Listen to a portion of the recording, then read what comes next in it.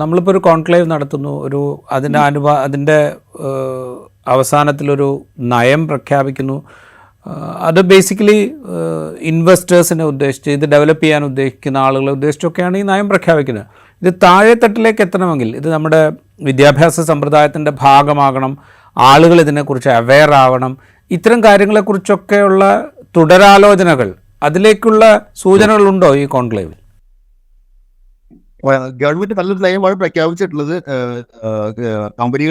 കമ്പനികളെ അവർ വെൽക്കം ചെയ്യുന്നുണ്ട്, സ്റ്റാർട്ടപ്സിനെ അവർ വെൽക്കം ചെയ്യുന്നുണ്ട്, എഡ്യൂക്കേഷൻ സിസ്റ്റത്തിൽ അവർ വെൽക്കം ചെയ്യുന്നുണ്ട്. ഗവൺമെന്റിന്റെ ഭാഗത്ത് ചെയ്യാവുന്ന നമ്മൾ എല്ലായ്പ്പോഴും അങ്ങനെ ചിന്തിക്കുമ്പോൾ ഞാനൊരു ബിസിനസ്സുകാരനായതോട് ഞാൻ പറയുന്നത് കേട്ടോ, ഗവൺമെന്റിന്റെ ഒരു പദ്ധതികൾ എന്ന് പറഞ്ഞാൽ ഗവൺമെന്റ് നമുക്ക് വേണ്ട ഫെസിലിറ്റീസ് ആണ് തരേണ്ടത് ആവശ്യമുണ്ട്.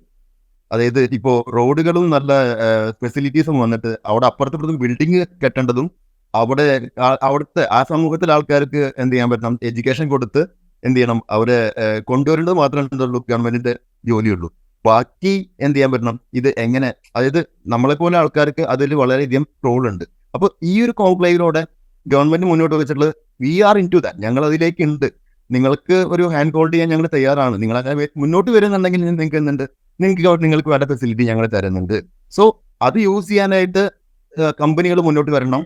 അതേപോലെ എന്താണ് പിന്നെ അവരുടെ റോളാണ് ഈ ജനറേറ്റീവ് ചെയ്യുന്ന ടെക്നോളജി ആയിട്ട്, ഏത് ടെക്നോളജി ആയിക്കോട്ടെ അവിടുത്തെ എംപ്ലോയിനെ പഠിപ്പിക്കുകയും അത് എങ്ങനെ യൂസ് ചെയ്ത് മാർക്കറ്റിലേക്ക് ആവശ്യമുള്ള കാര്യങ്ങൾ വരുന്നത് അത് ആ ഒരു സെഗ്മെന്റ് യൂസ് ചെയ്യുന്നത്. അതേപോലെ തന്നെയാണ് ഇപ്പുറത്തെ ഭാഗത്ത് തന്നെയുണ്ട് ഗവൺമെന്റ് ഏജൻസീസ്. ബിക്കോസ് എന്താ വെച്ചാൽ സാറ് പറഞ്ഞ പോയിന്റിലേക്ക് എത്തുകയാണെങ്കിൽ സാധാരണക്കാരന് എന്തെങ്കിലും ഗുണം കിട്ടണമെങ്കിൽ മേ ബി ബിസിനസ്സുകാർ എന്താ പറയാ, ഈ കോർപ്പറേറ്റ്സിനെ നമ്മൾ എന്ത് ചെയ്യാൻ പാടില്ല, ആശ്രയിക്കാൻ നിൽക്കരുത്. എന്താ വെച്ചാൽ ഇപ്പോൾ ഗവൺമെന്റ് ഏജൻസീസിലെ ഓരോ ഡിപ്പാർട്ട്മെന്റുകളും ഈ ഒരു സംഭവത്തിന്റെ എങ്ങനെ യൂസ് ചെയ്യാമെന്ന് മനസ്സിലാക്കി അവരതിലേക്ക് ഇറങ്ങുമ്പോൾ അതാണ് സാധാരണക്കാർക്ക് പെട്ടെന്ന് വളരെ സുഗമമായി അതിലേക്ക് എത്താൻ പറ്റുക.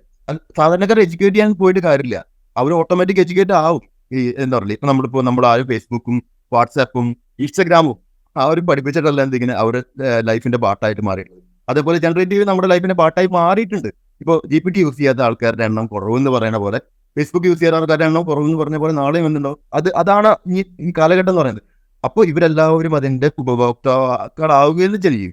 അപ്പോൾ പക്ഷേ അതിന് ഓരോ ഇൻഡസ്ട്രീസിലും എങ്ങനെ കോൺട്രിബ്യൂട്ട് ചെയ്യാന്നുള്ളത് നമ്മുടെ ഗവൺമെന്റ് എക്സിക്യൂട്ടീവ്സും അതിന്റെ ഡിസിഷൻ മേക്കേഴ്സും നമ്മുടെ ഇപ്പോൾ ഞാൻ പറഞ്ഞുതരാം ഒരു ചെറിയ എക്സാമ്പിൾ.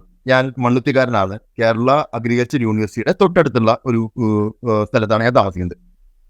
അഗ്രികൾച്ചർ ഇൻഡസ്ട്രിയിൽ അതെങ്ങനെ യൂസ് ചെയ്യുന്നുള്ളത് നമ്മൾ ചിന്തിച്ചിട്ട് കാര്യമില്ല.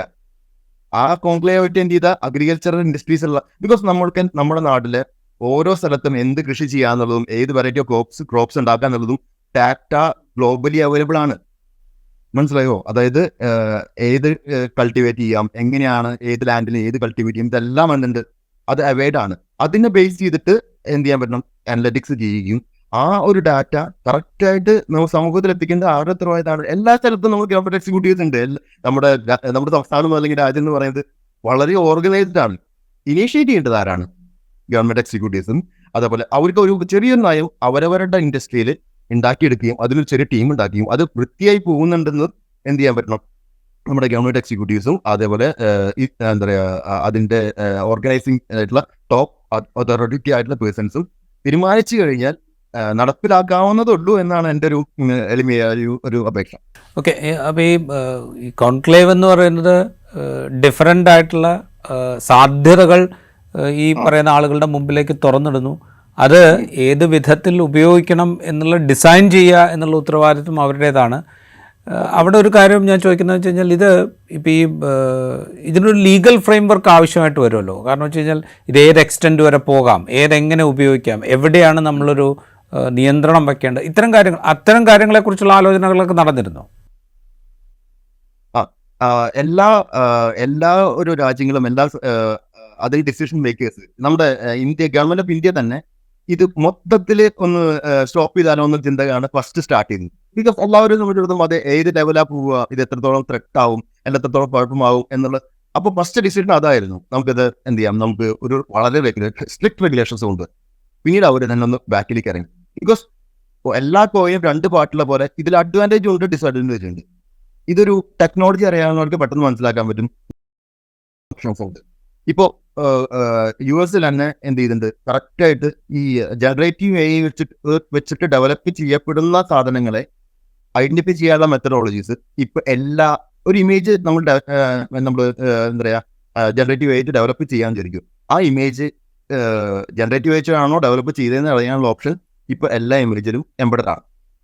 അതായത് ഏത് ഇമേജ് ആണോ ജനറേറ്റീവ് AI ഡെവലപ്പ് ചെയ്തിട്ടുള്ളതും ഏത് ഇമേജ് ആണോ ഒരു പേഴ്സൺ ഹ്യൂമൻ ഹിംസെൽഫ് ഡെവലപ്പ് ചെയ്തതെന്ന് അറിയാനുള്ള ഓപ്ഷൻ അത് എംബഡ് ചെയ്യാനുള്ള റെഗുലേഷൻസ് ഓൾറെഡി ഉണ്ട്.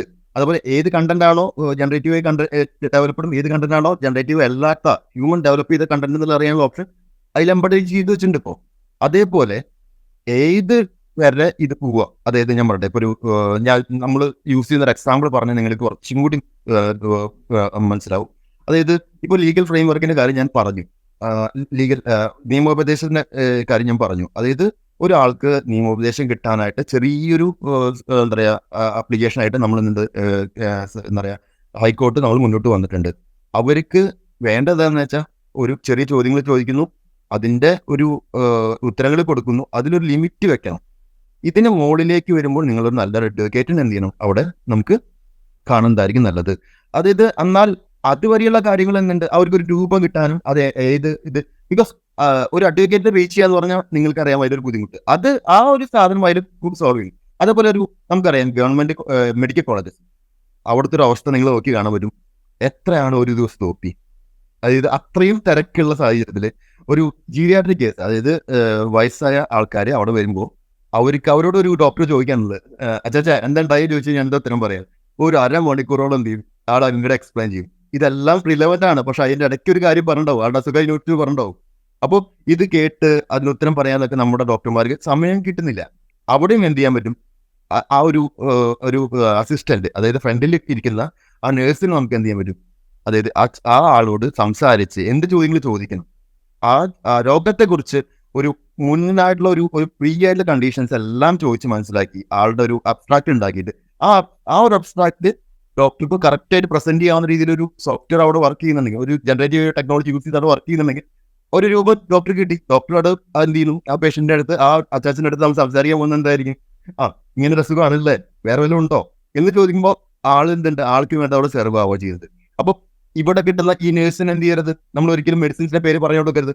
അവർക്ക് എന്നിട്ട് കോംപ്ലിക്കേറ്റഡ് ആയിട്ടുള്ള കാര്യങ്ങൾ ഉണ്ടാവരുത്. അത് എവിടെ നിർത്തണം എന്നുള്ളത് എന്തുണ്ട്, ഓട്ടോമാറ്റിക് ആയിട്ട് ഒരു ടെക്നോളജിക്കാരന് അറിയാം. അത് റെഗുലേറ്റ് ഇപ്പോൾ ഞാൻ ഗവൺമെന്റ് എക്സിക്യൂട്ടീവുകളോട് പറയുന്നത് എന്ന് വെച്ചാൽ, നിങ്ങളത് ഡെവലപ്പ് ചെയ്യുമ്പോൾ അതിന്റെ പ്ലസസ് മാത്രം എടുത്തോളൂ, മൈനസിനെ നിങ്ങൾക്ക് തന്നെ അറിയാം. നിങ്ങളുടെ നമ്മൾ പറഞ്ഞു, ഒരാളോട് സംസാരിക്കും, എന്ത് ചോദിക്കാൻ പാടില്ല എന്ന് അറിയണ പോലെ തന്നെ എന്ത് പറയാൻ പാടില്ല എന്നുള്ളതും ഇവനെ നമുക്ക് എന്ത് ചെയ്യാം, കറക്റ്റായിട്ട് ട്രെയിൻ ചെയ്യാവുന്ന രീതിയിലുള്ള ഒരു സിസ്റ്റമാണ്. അതുകൊണ്ട് തന്നെ ഒരിക്കലും നമ്മൾ കാണേണ്ട ആവശ്യമില്ല എന്നുള്ളത്, ഇത് വേണ്ട എന്നല്ല എടുക്കേണ്ടത്, വേണം, അത് എവിടെ വരെ വേണം എന്നുള്ള റെഗുലേഷൻസ് എല്ലാ കണ്ടീഷൻസിലും ഗവൺമെന്റിന് അപ്ലൈ ചെയ്യാനുള്ള ഓപ്ഷൻസ് ഉണ്ട്. അപ്ലൈ ചെയ്താൽ അത് വർക്ക് ചെയ്യുകയും ചെയ്യും. അതായത് ഇത് ഒരിക്കലും എന്തില്ല, അഴിച്ചിട്ടൊരു കുതിരയല്ല, അങ്ങനെ തന്നെ പോവില്ല, ധൈര്യമായിട്ടിരിക്കാം. എന്ത് ചെയ്യാം, നമ്മൾക്ക് എന്നാൽ ആ കുതിരേനെ കടിഞ്ഞാണോടുകൂടി നമ്മൾ യൂസ് ചെയ്ത് കഴിഞ്ഞാൽ കിട്ടുന്ന ഗുണത്തെ നമ്മൾ എന്ത് ചെയ്യണ്ട, ആ പ്രശ്നക്കാരനായ കുതിരയായി നമ്മൾ എന്ത് ചെയ്യണ്ട, അവനെ നമ്മൾ മുൻധാരണ വേണ്ട. മനസ്സിലായോ? ആ കുതിരയ്ക്ക് കടിഞ്ഞാണുണ്ട്, ആ കടിഞ്ഞാണ് നിങ്ങൾക്ക് റെഗുലേറ്റ് ചെയ്യാവുന്ന രീതിയിലുള്ള കടിഞ്ഞാണുമാണ്. എന്തിനാ നമ്മുടെ ആവശ്യം? പിന്നെ ആ കുതിരയുടെ അഡ്വാൻറ്റേജ്, അത് പായുന്ന കുതിരയാണ്, അതിൻ്റെ ഒരു അഡ്വാൻറ്റേജ് നമ്മൾ എന്തിൻ്റെ ആവശ്യമില്ല. നമ്മൾ ആ കടിഞ്ഞാണ് ഇല്ല എന്ന് വിചാരിച്ച് എന്ത് ചെയ്യണ്ട. അത് നിങ്ങൾ പറഞ്ഞാൽ ഒന്നല്ലെങ്കിൽ നിങ്ങൾക്ക് ടെക്നോളജി പഠിക്കാം, അല്ലെങ്കിൽ ടെക്നോളജി അറിയുന്ന ആളോട് സംസാരിച്ചാൽ എന്ത് ചെയ്യാൻ പറ്റും, അവർക്ക് അത് റെഗുലേറ്റ് ചെയ്യാനുള്ള ഓപ്ഷൻസ് ഉണ്ട്. അപ്പോൾ ഞാൻ പ്രൊപ്പോസ് ചെയ്യുന്നത് എന്താണ്, നിങ്ങൾ അതിൻ്റെ ഗുണങ്ങൾ എന്ത് ചെയ്യും, ആ നല്ല വശങ്ങൾ എന്ത് ചെയ്യാം, നമുക്ക് യൂസ് ചെയ്യാം. ഗവൺമെന്റിന് അതിനുള്ള റെഗുലേഷൻസ് ചെയ്യാനുള്ള ഓപ്ഷൻസ് എല്ലായ്പ്പോഴും ഉണ്ട്, അത് എപ്പോഴും ഓപ്പൺ ആണ്. സോ എന്ത് ചെയ്യുക, അതിൻ്റെ നല്ല വശങ്ങൾ നിങ്ങൾ എന്ത് ചെയ്യും, അപ്ലൈ ചെയ്യും.